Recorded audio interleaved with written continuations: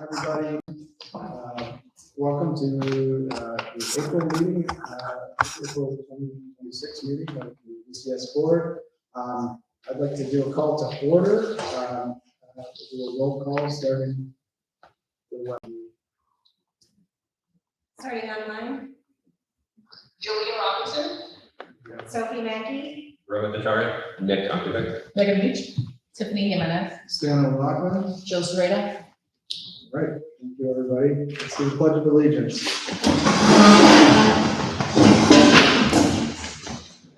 Pledge of allegiance to the flag of the United States of America, and to the republic for which it stands, one nation, under God, indivisible, with liberty and justice for all. Mission statement. The mission of ECS is to educate each student to high academic standards using innovative curriculum that will foster knowledge, love of, and respect for the environment, and preserve it for future generations. We grow citizens. Our vision is that every ECS graduate will be an actively engaged citizen driving positive change in the world around them. With that, we are going to go into an executive session for approximately 1 hour. When that's done, the public portion of the meeting will resume. So thanks everybody for your patience. Do I have a motion to go into executive session? So moved. Second? Second. All in favor? Any opposed? The motion passes. We will go into executive session. I'm going to text that.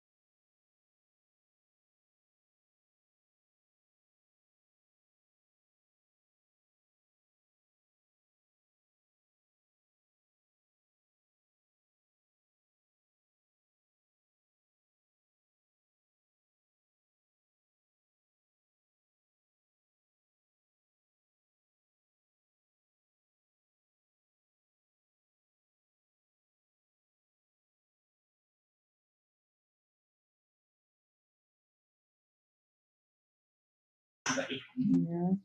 Okay, all set. Okay, thanks everybody for your patience. If you missed us, we missed you. Number four, item number four, mission moment. So I'm gonna turn it over to Christine Adams, who's our Director of Enrollment, and Christine's going to give you an update. She did this last year. It's a very helpful update for our team and the board. So we wanted to ask her to do the same. So pitch it over to Christine, who is amazing. Does this mic make it so people can hear me on there? Mhm. Okay. I was like, I don't really need a mic, but hi, I'm Christine Adams. I'm the Director of Enrollment at ECS, and this is Kristen Eathouse.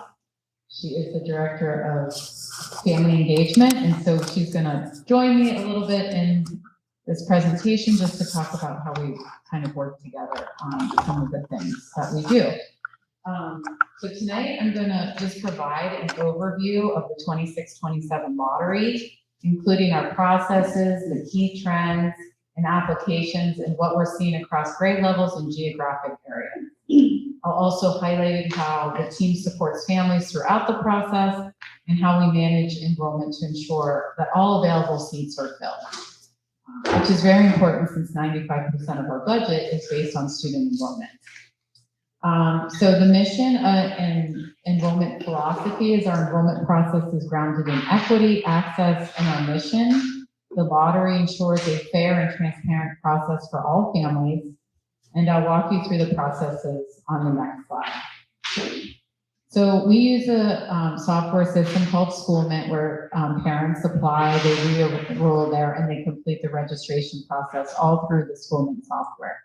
And it's a wonderful software that does a very transparent lottery. We've used it since I started here in 2017-18. Parents can log into Schoolment and see their waitlist number and keep track of that waitlist number throughout the whole process. So it's really transparent and upfront of where their waitlist numbers are and if they move up. So the pre-lottery, it's very important that we verify the preferences in the lottery. So the main preference is in district. We are a charter school authorized by the Pittsburgh Public Schools, and charter school law says that we have to give preference to those kids that live in district. And then we also have a sibling preference. And then, so we have to verify proof of residency. So we have to make sure that they live in the city of Pittsburgh. We have to provide proof of age, which is the birth certificate, and then proof of grade verification in grades 3 through 10. We ran the lottery on February 10th. We do record the lottery. So it was Michelle, me, Kristen, and Ailish, Ludi, and we all ran the Schoolment lottery in Schoolment, and then we monitor the process in real time to make sure that it's transparent, and then we verify the results before sending it out through Schoolment. So people either get an email that they were accepted or waitlisted, and then they log into Schoolment to see their waitlist number. And then the post-lottery process is we notify families of their admission status, and then we keep track of if someone leaves, we add someone from the waitlist. And then we do set up onboarding events. So all the families that received a spot, plus typically the top 20 kids on the waiting list get to come to one of our onboarding events. So when they do get an offer, they can make a decision rather quickly, because once the lottery's over, that it turns over pretty quickly, how long they have to decide. And then we manage registration. So they have to go through registration, which these forms are state forms that are required. So we have those forms that are required, which I work with the nurse on some of them, student services, release of records, and then the home language. And then we just manage the wait list. So we do send release of records out to every new student. We had over 200 new students last year. So Ailish does all those records requests. And then those are our preference in the lotteries. Like I said before, we are a charter school authorized by the Pittsburgh Public Schools. So we have sibling preference. We have employee preference that's in district, and then out of district employee preference. We have a sibling chosen in the lottery. So if you have a first grader and a third grader, and the first grader get in, that would move the third grader up on the waiting list. We want families to stay together. We don't want one first grader to get in, and the third grader has to wait a whole nother year before they get in. So, I mean, sometimes it doesn't work out, but most of the times it does. And then our main box is in district, and then we go to out of district students. So we had an exciting year this year. As you can see, overall we had an increase of overall applications to 669 applications, up from 617 applications that we had the previous year. And so as you can see, our main point of entry, we have the most applications for kindergarten, and then it does go down, and then we have a spike in 6th grade. So how did we do this? And so I would like to say that we did this without a director of communications. So I'm very good at Canva. So if anyone needs some help with Canva, I'm your person. No, I'm not really that good, but I'm so glad that Kristen's here now to help us along the way. Yeah, you can help us along the way. Yeah. So it was definitely team effort on getting families into the school to see our mission and vision in action. And so we tweaked our enrollment events, our recruitment events over the years, and we have really increased the efficiency, and we're able to get families into the school while working with teachers and highlighting the work we do. So, you know, we get over 60, so we have about 60 families. Primary schools are our largest number of people that come. And so we have been doing tour blitzes. We have 4 tour blitzes, and we get around 60 families that come through the elementary school 4 times. So we have about 240 kids that are coming, families that are coming into our school and seeing our school in action. And so that seems to be really working out without interrupting the school day every week. And so we've been doing that for a couple years. And that's really been successful. So we start our tours with an enrollment and school overview, and then the tour is led by our academic team, which is great because they know so much of what's going on academically in those classrooms. And then we finish the ending with Kristen and Patrick, and they do a great job. They're the best closers that we have, and so the families, yeah. And so we have that. But I just want to tell you how parents react to the tours. So we got some feedback because we do a tour feedback, and it says, we felt genuinely welcomed at ECS, from the art and student center messages on the wall to the thoughtful organization of the lunchroom into recyclable, compostables, and trash. The attention to both environmental and emotional well-being, like the relaxation stations, reflect values that deeply align with our own pedagogy. The whole space communicated care, creativity, and community. From seeing project-based learning in actions like the art lessons, exploring consumer behaviors, to witnessing the first grade spelling test and story time and counting in kindergarten classrooms. Each moment offered a glimpse into how learning comes to alive here. It was so helpful to see how curiosity, creativity, and structure are woven together throughout the school day. We first became interested in ECS after learning about it last year and hearing wonderful things from a dear friend whose child attends. As a 2-dad family, we sometimes have been cautious about how well schools truly reflect inclusion and representation. During the tour, both of us found ourselves tearful. ECS felt like the embodiment of what we dreamed our daughter's educational experience could be. The environment, the values, and the way the school community comes to life all deeply resonated with us. And so that's just, you know, when we take these people on tour, this is how they feel afterwards, and this is how they spread through the community about ECS and what what our mission and vision is all about. We have to jump in. And they got it. And they got in. So Yes, they did get in. So it was very exciting, very exciting. And so we do, you know, if we look on this chart, we do open up an additional first grade classroom. So you can see that, you know, we had over 250 applications for kindergarten, and then we go down into the 80s for first grade. So we do have about 26 to 30 open seats for first grade. And so, and we do have a little bit less kindergarten movement. So when we look at the kindergarten wait list, we probably typically go in the 20s. So we do have a good rate of kids that come when they get accepted to kindergarten. And so we look at these 5-year trends of total applications versus PPS applications. And so we are charter school authorized by the Pittsburgh Public Schools. And so you can see that the trend is going up from 24, 25. So that's really good insight into how we're doing with the applications to ECS. So word of mouth is our number one reason that students come from ECS. We ask that on the applications. So they're hearing from the community about how our enrollment office, we have a standard of like getting back and calling families in 24 hours, and people are always thanking us for getting back to them so quickly. And so we really pride ourselves in doing that customer service part of the enrollment process. And so and this was from one of the articles that was published about ECS. So just 10 years ago, in the 2014, 2015 school year, we had 628 students enrolled. So we made that a 72% increase in total enrollment. And there has just been one director of enrollment. Wait, Even though- who was that? That's me.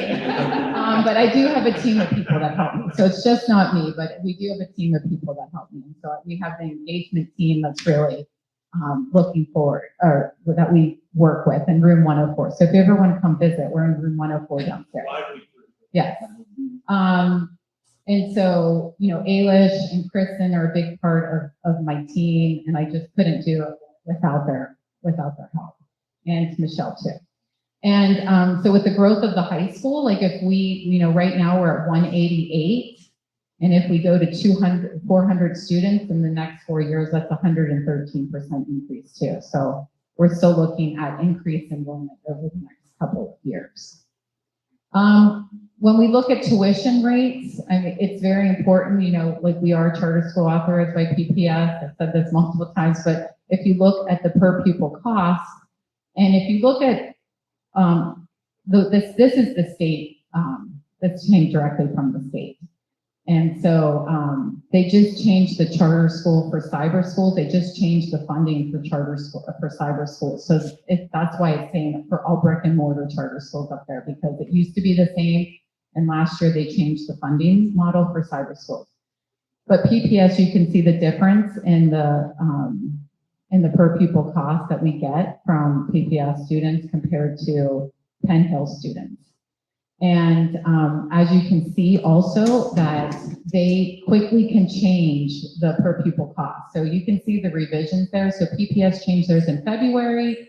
Seal Valley changed theirs in April. So, the chart shows the tuition rates. We see a significant difference in the district pays. And these rates are not stagnant. Many of the top districts revise their tuition rates throughout the school year as their financial data are updated. This means our per student revenue is not fully set at the beginning of the year and can shift over time. And so that just makes it hard really to budget.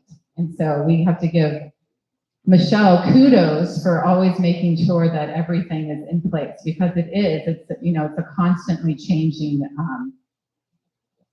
revenue stream. So I'm going to talk about that. And then we have our top 5 school districts, and those have stayed steady throughout the last couple of years. Pittsburgh Public is our largest number of applicants, then Woodland Hills, typically Wilkinsburg, Penn Hills, and then we got 6 from Seal Valley.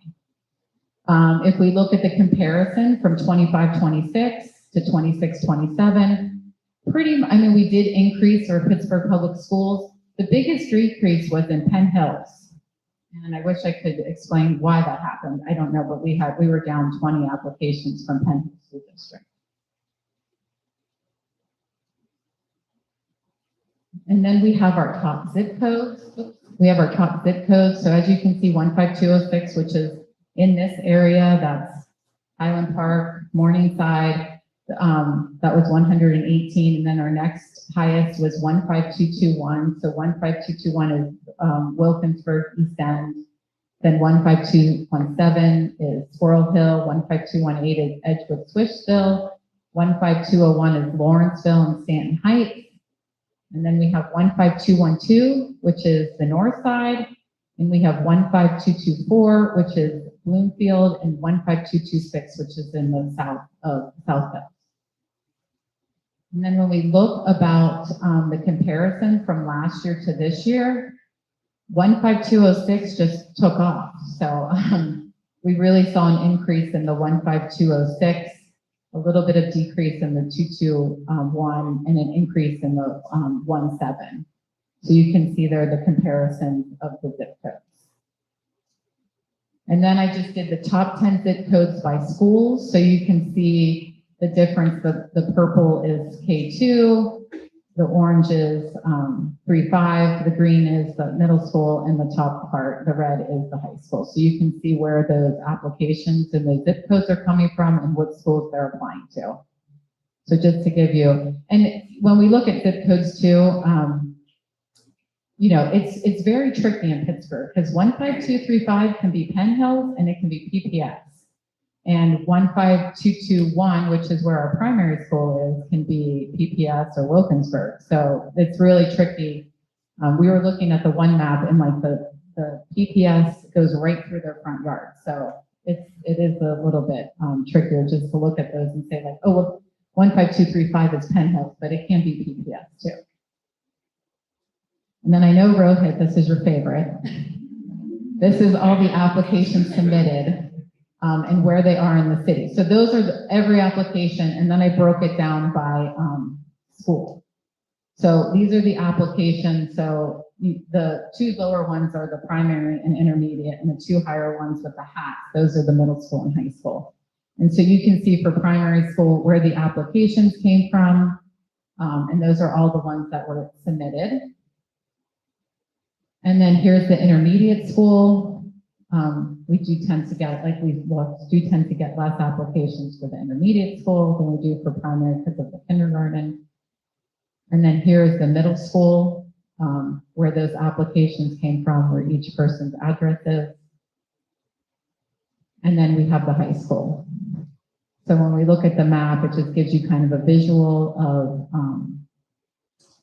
where those applications are coming from.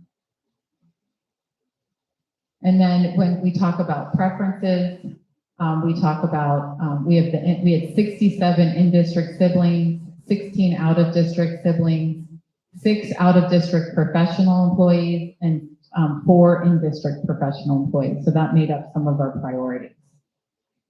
And then we're going to talk a little bit about retention.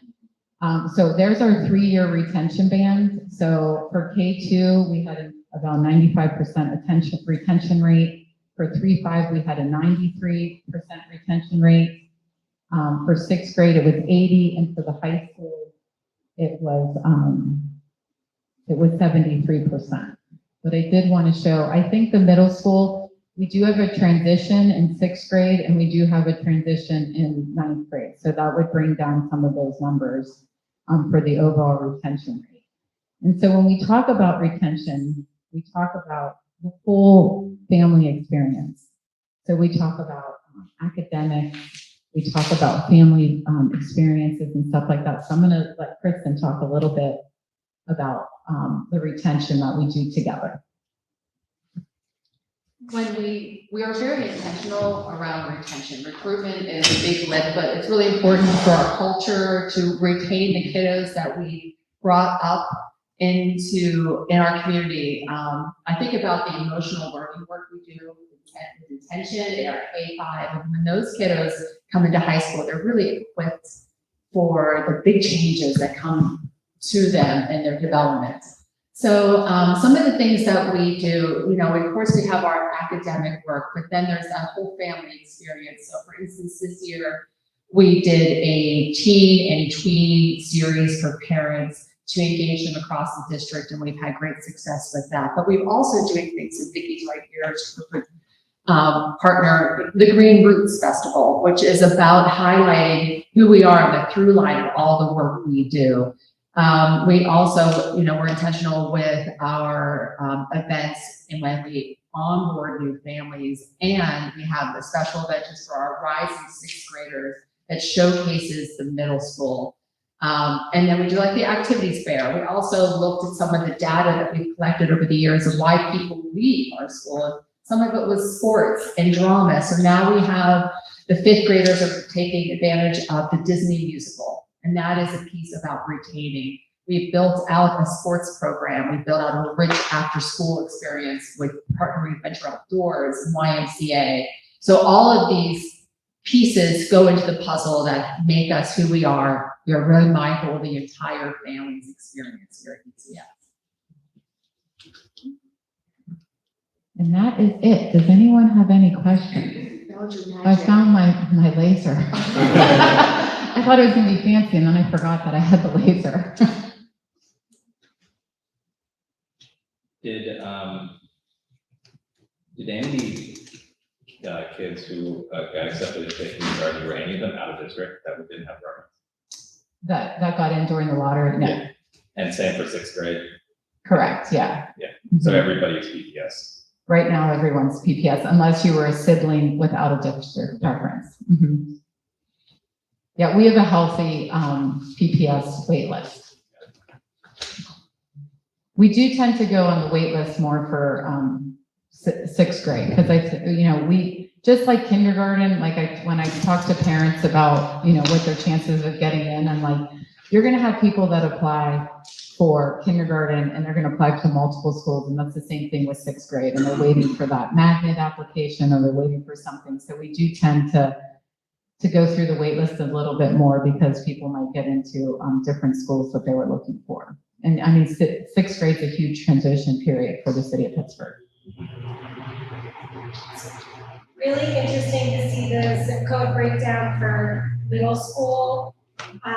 And in Morningside, I've heard discussion of ECS as the neighborhood school. And how that is going to shift. This isn't really a question, it's just like seeing that huge chunk for middle, 15206, it's like, it's gonna be a big shift. I think you have an opportunity with yours, because like once they move down there, there's others that can be captured. So Definitely. see that. And did you start hearing anything from any prospective families this year about this move? So we did do Kristen and me and Patrick. We did have some Zoom or Google Meets with the prospective families about the move and So we did a series of events, 612 expansion conversations. We did, I think, 6. We had over a couple hundred folks attended, plus our survey. So it's interesting. Yeah, this feels like a neighborhood school. I'm not going to sugarcoat, of course, because we're embedded in a neighborhood. However, people are open to the potential of what our new building will be.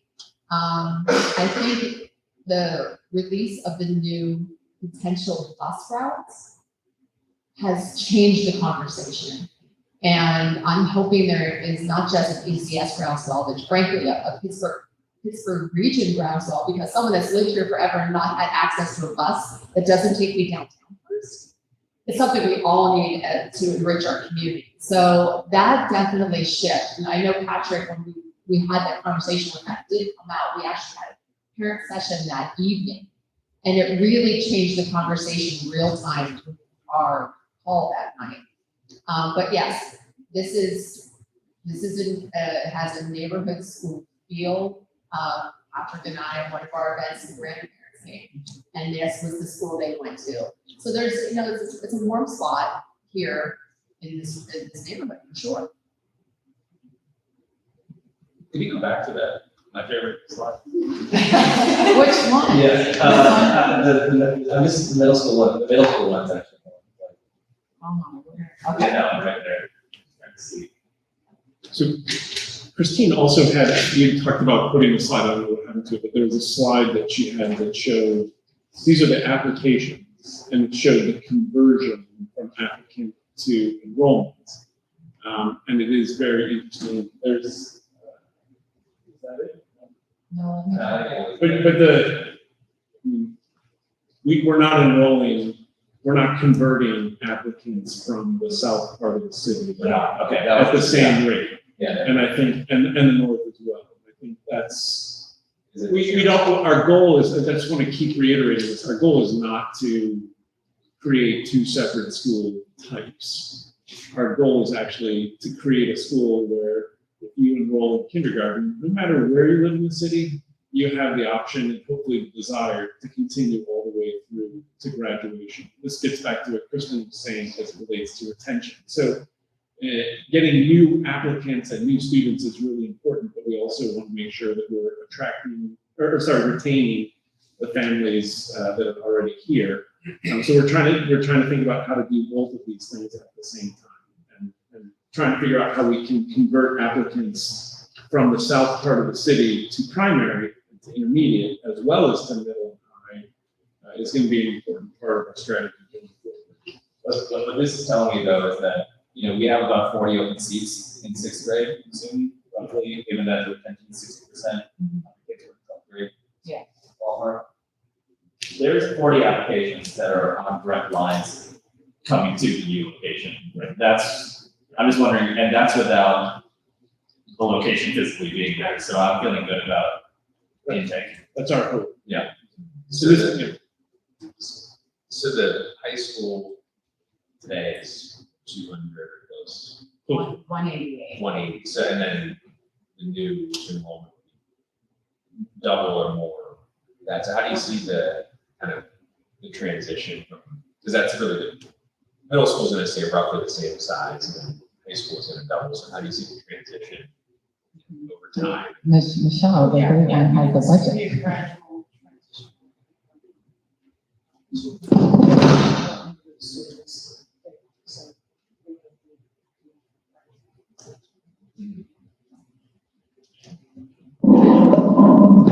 I'll just say when Michelle presents the budget, that will be an assumption that's in the budget. We can talk more about that, but the idea would be to do this gradually, so that we don't want to just pack everybody in on day one. Yeah, so like our goal this year would be like between around 210 for the high school. And then when the move would happen, it would increase. The 9th grade, 10th grade would increase because we let kids in 10th grade. We don't let 11th and 12th graders in. So those numbers would stay the same.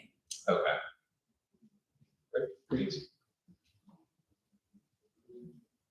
Any other questions? Okay, well, thank you very Thank you, much. Kristen. Thank you. Anything else before we move on? No. Okay. Item number 5, public comments. My understanding that we don't have any. Correct. So moving on to number 6, the consent agenda. I will open up the floor for any discussion on any of these items. Any questions or comments, thoughts, reasons, anything? Okay. In that case, I will, I'm going to read the resolution. Resolution 2026-04-2211, be it resolved by the Board of Trustees of the school that the consent agenda for April 15, 2026 be approved. Do I have a motion? Motion. Second? Second. All in favor? Any opposed? Motion passes, the resolution is adopted. Thank you. Item number 7, quotes, invoices, and contracts over $10,000. This is, we're going to talk about an unpronounceable company name, BLD colon AC. I don't know why you would make from that. Contract, sorry, BLD. So what are we, any discussion on this? Yeah, Questions?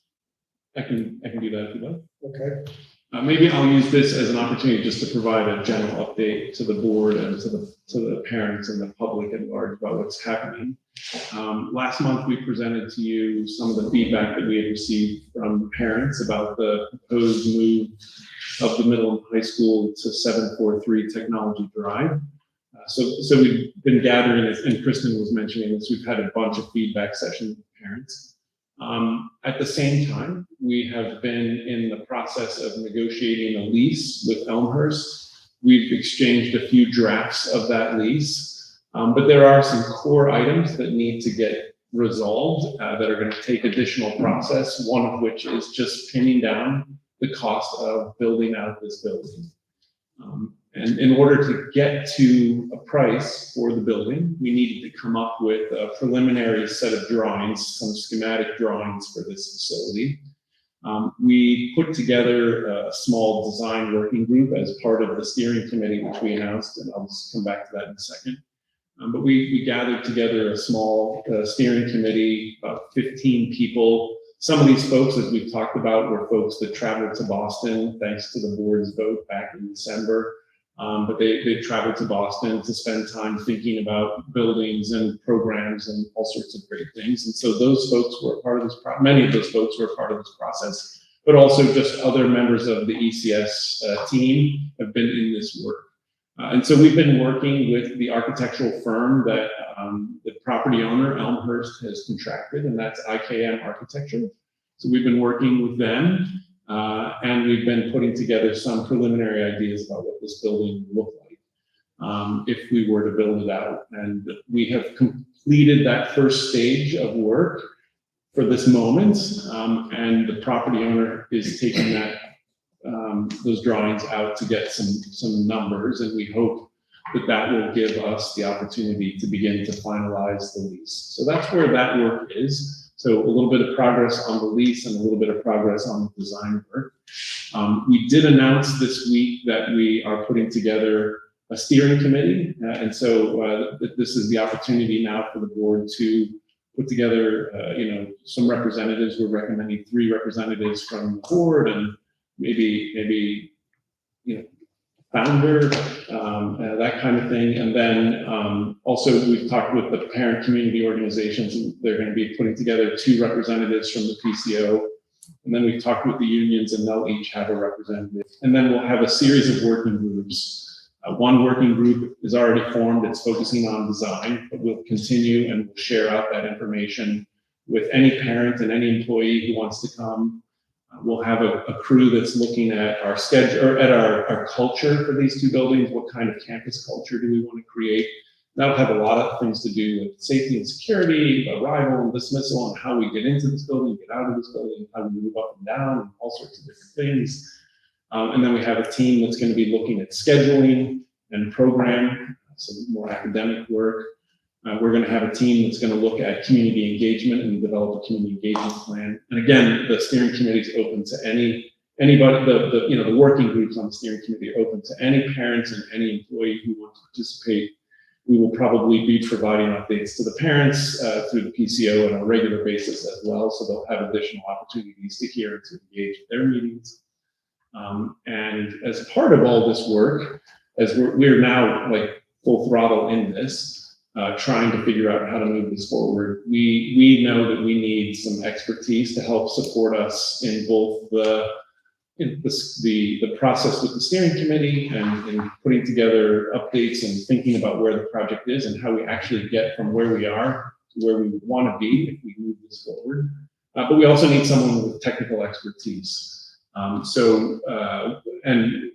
could call it an owner's rep or a tenant's rep and a project manager. But that's what we put out a request to qualified bidders back in March. We reached out to 5 firms. We received bids from 4. We had preliminary interviews with them just to give them updates, but then they provided the proposals. We interviewed all 4 of those firms. I will say it was a very difficult decision. We had 2 broad category types, and then within those categories we had subsets. And so it was really interesting, and I think we had a rich discussion.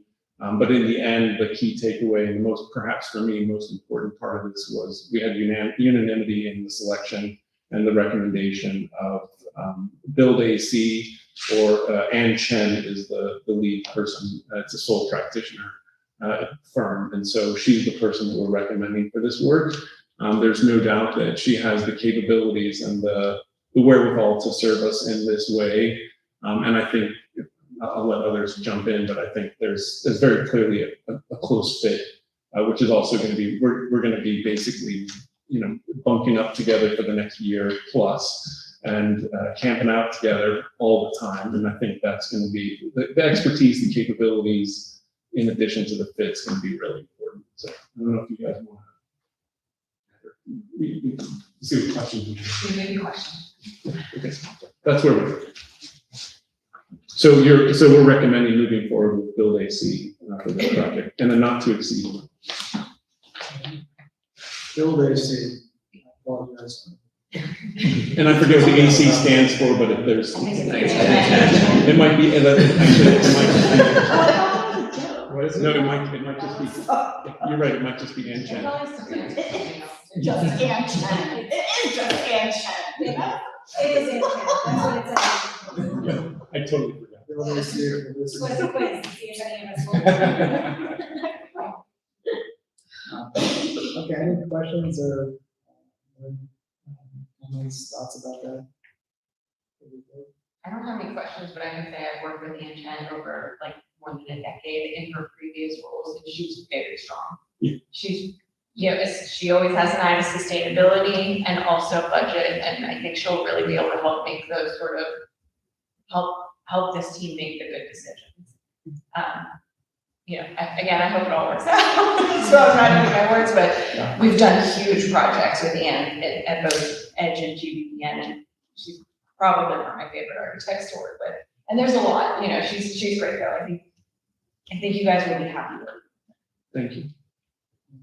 Well, yeah, I just want to thank Patrick and the team for sort of digging into this concept, because obviously, and speaking with all the, figuring this out, because I just think clearly it's going to be a really, really important component of anything we do, is having, having this covered and making sure that we're getting what we want.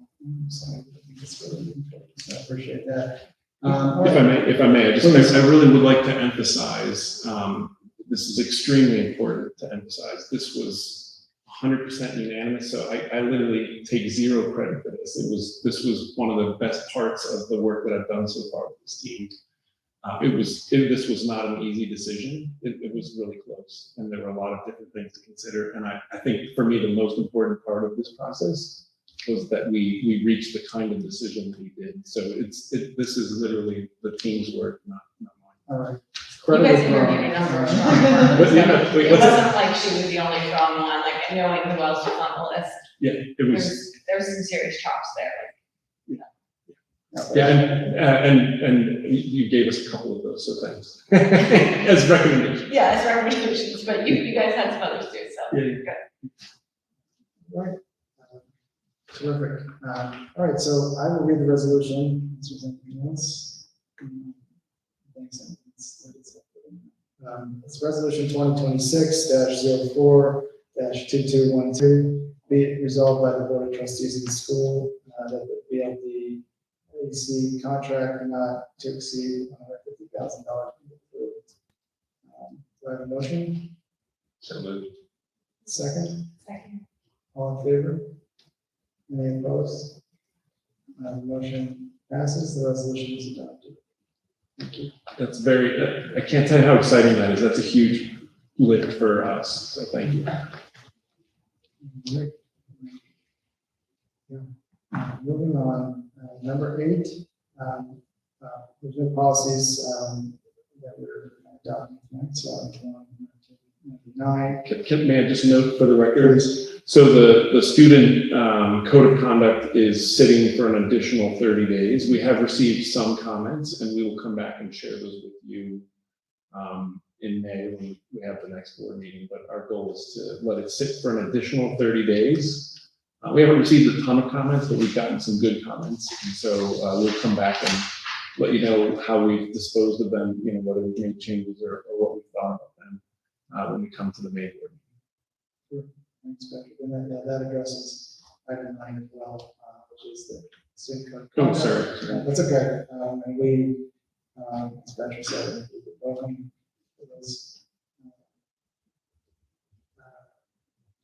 dozens of constituents that I'm sure are listening tonight. Feel free to contribute comments on code of conduct. We'd be happy to be responsive to those as best we can. Moving on to item number 10, which is other business. First item here is the induction program. I'm going to read the resolution first, and then we can discuss it. If there are questions or comments. Resolution 2026-04-2213 be it resolved by the Board of Trustees of the school that the ECS induction program be approved. Questions, comments, discussion points on this?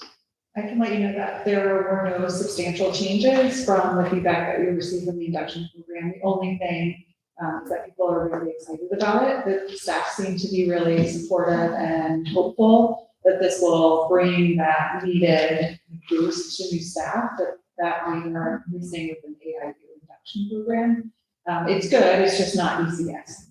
So that's where that is. And they are really looking forward to seeing like the next phase, if it gets approved, what it looks like in practice. That was really where they were hoping to see kind of a little bit more, like what are the adult learning practices that we're going to use? Are we actually going to continue some of this in through multiple sessions, or is it going to be a drop in the bucket? So we were able to talk to the people who gave us that feedback and assure them that we are going to use what we know is best practices for learning. And if we find after a year we have to change order around of things, that kind of thing, that won't be a substantial change. It's the topics are still there. It might just be August. All right.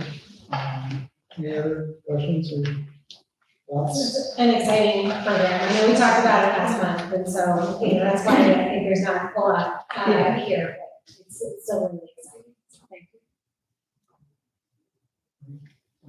All right. Do I have a motion? Second? Second. All in favor? Any opposed? Motion passes. Next resolution is adopted. Thank you for all the work on this. And one more item, I'll read first, another business, resolution 2026-04-2214, be it resolved by the Board of Trustees of the school that the executive committee recommendation regarding confidential student matter 4-26, as discussed during today's executive session, be adopted by the board. Do I have a motion on this? Second? Second. All in favor? Any opposed? Motion passes, resolution is adopted.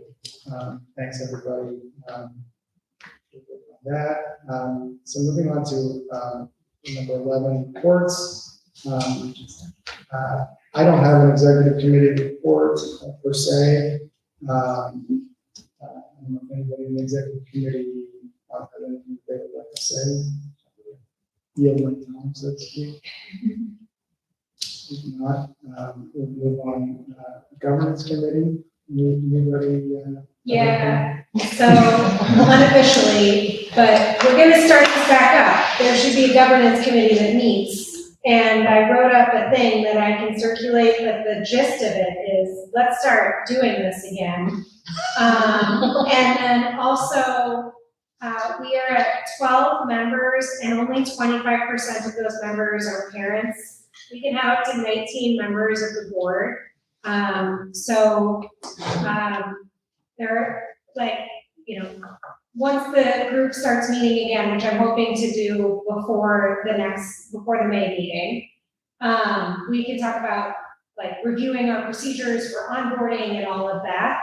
But we do not need to wait to be thinking about new potential board members. We have a couple people in a list somewhere, but we could add more names and start thinking about vetting and start thinking about adding some more people to the board. So what I'd like is that everybody takes a little bit of time to think about any potential new board members that you can add to a list, and that the governance committee can figure out who is on the governance committee, both on the board side and on the administration side. And the process for bringing on new folks, revamping our onboarding, like we'll do all of this stuff. Let's do it. Have we decided on criteria, like, do you want someone who's a teacher and someone, like, do we have holes in our? Yeah, Right, exactly. so Patrick has pulled together a lot of our expertise into a matrix that we can look at, but that's one of the first things that we should discuss. In the bylaws, it says that 25% are supposed to be parents, 25% are supposed to be non-parents, with the rest being flexible. That's the only thing that's in the bylaws. At least 1%. Yeah. And so everything else is up to the committee to discuss. Were there people on the board who were on the governance committee previously? Whatever. Do you need more people? I'm just saying. Actually, people who are non, for whatever reason, it's become a little bit less active, which I think is something that happens as all of us. People come and go, and I chaired the governance committee before I took this role, so that, and I still on it nominally, but I appreciate Sophie sort of taking this on. I know this is on the executive committee, we talked about it, and we talked about it Patrick as well, trying to revitalize this and kind of take another look at our recruiting and other aspects of governance. I really appreciate Sophie doing this to step up and help with this, and especially being newer to the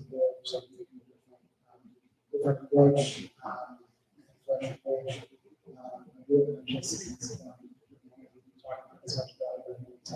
I think one of the key things from my perspective is this development, you said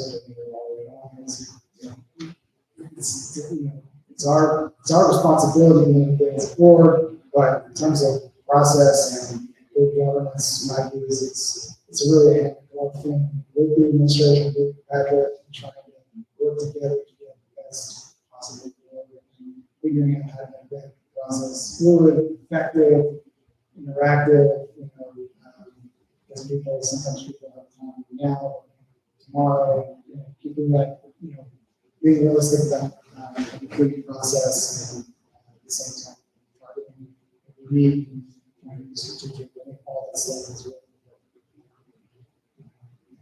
just getting people.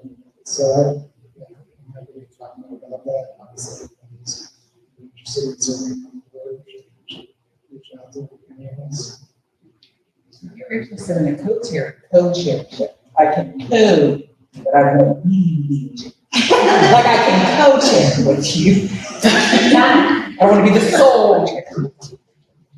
That's Nice. It's great to hear. Yeah, I always, any enthusiasm is good enthusiasm. This is all a lot of work, but I found it very good to say that. That was my introduction to the Georgia part. I think I took that role not too long after I started, because at that time again, there was a little bit of a role, people moved on the roles. So I'll just give a pitch for it, which I think I did a little bit, which is that I found it to be really enjoyable getting the opportunity to talk to people who are interested in the board, getting good ongoing benefits and lessons on the board. And I found it really, it was work, just scheduling phone calls and simple stuff, or stuff that's easier for other people. But yeah, I found it very rewarding. It was a fun way to get involved. And I think it's actually one of the, all the communities. But I found it to be fun because it really, when you're talking to people, thinking about strategy and everything. So I really love it. So, the other, I don't know if there's anything else you want to say, something, before we go. First of all, I just want to thank all of you for focusing on this. I think this is arguably the most important thing. The board as an entity, right? Not the individuals on the board, but the board as the entity is the thing that sets the culture and the direction for the organization. And making sure that you guys are thinking about succession over the long haul is literally the most important thing. Not to say that the other committee work isn't important. Michelle would would be very upset with me if I said that I'm not, or Mandy too. But if we're thinking about the long-term health of the organization, this is perhaps the most important thing. So I just really couldn't say thank you enough. This is incredibly important. Yeah, the bottom line is we can't vote without quorum. So that's keeping that pipeline going, and especially with people who are good, which obviously we, I probably pat myself on the back and said, well, very good people.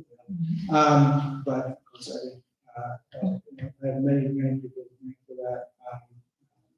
Just kidding. But anyway, any other thoughts, questions, comments about that? I'm sure we'll be doing more talking about that. All right. Education committee report? I think we covered most of the education committee work already with the code of conduct being posted still a little bit longer, the induction plan being approved. The only other really big topic that we discussed was that the PSSAs are next week, and we know what else is next week, don't we? Fun time. Yeah, so just thinking about managing that in case there are any delays or issues, but the team is ready and prepared, so. Any questions from the education committee? That's it. Well, the work is already ongoing. It's been happening. Thank you. Thanks, Jackie. Appreciate it. Finance and facilities. Yeah. I feel like everything we talked about there, most of it is related to, new building, getting ready for that, so it's all already exposed. I don't think there's anything that we are discussing that hasn't already been talked about.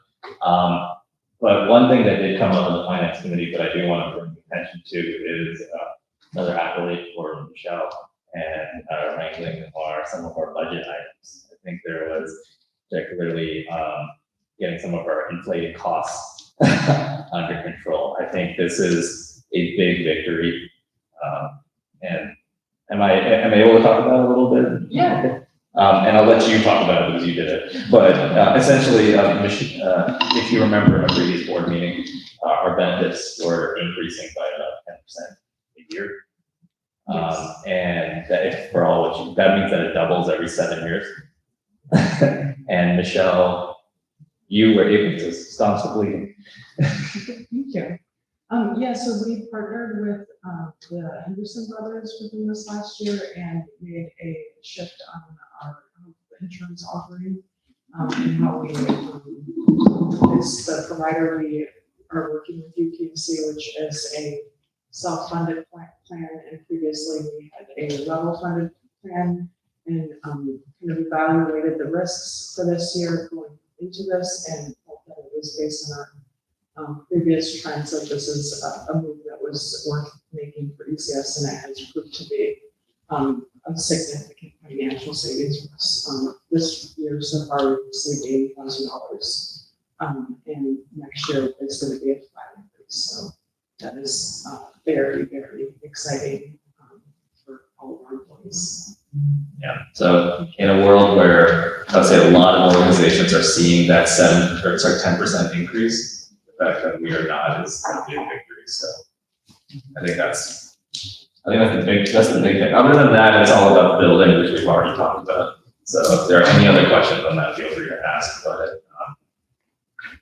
I don't know, I just wanted to just echo something. I mean, I thank Michelle for who else was involved, for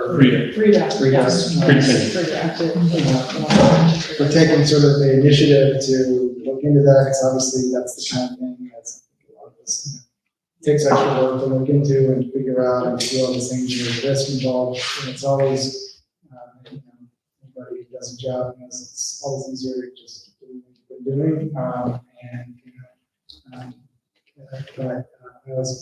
I appreciate that. I think so far it sounds like we're doing benefits of that initiative, so I really want to commend that.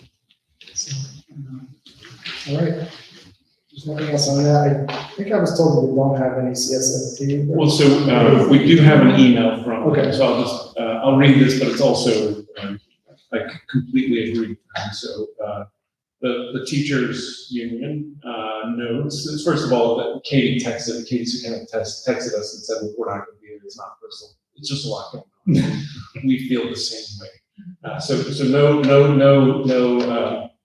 no aspersions on this, but they basically write that, the teachers union and the administration are these are their words, diligently working on the next CBA, collective bargaining agreement.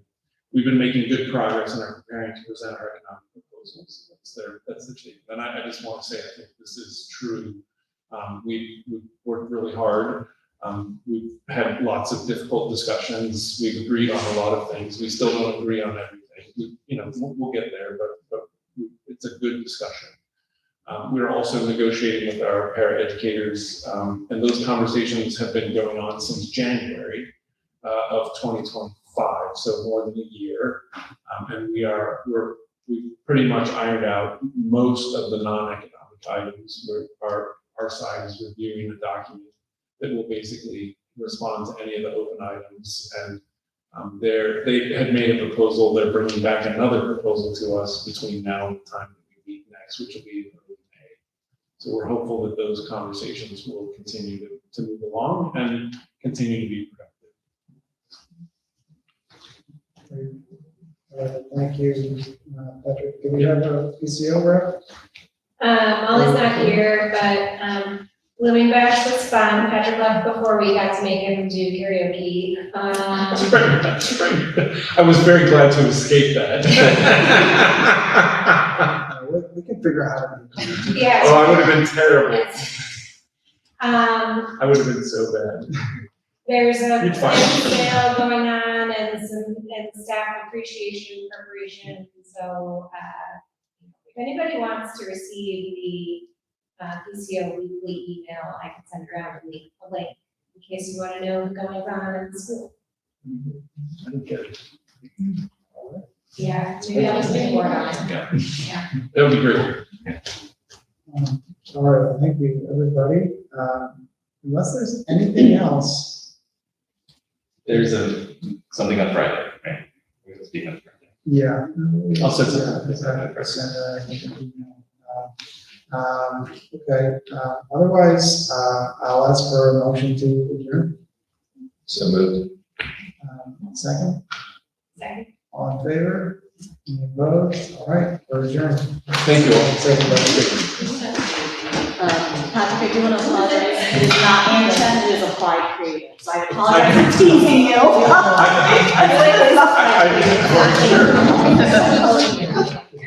Yeah, but of course, when you said it, I was like, oh, yeah. So it's applied for you. That makes sense. She's Yes, But it's engineering, yeah. Yeah,